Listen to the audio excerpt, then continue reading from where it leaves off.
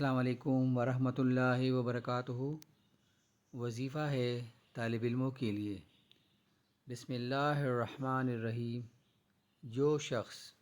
جو طالب علم کثرت سے یہ اسم مبارک پڑھا کرے گا، اللہ تعالیٰ اس پر انشاءاللہ علم و معرفت کے دروازے کھول دیں گے۔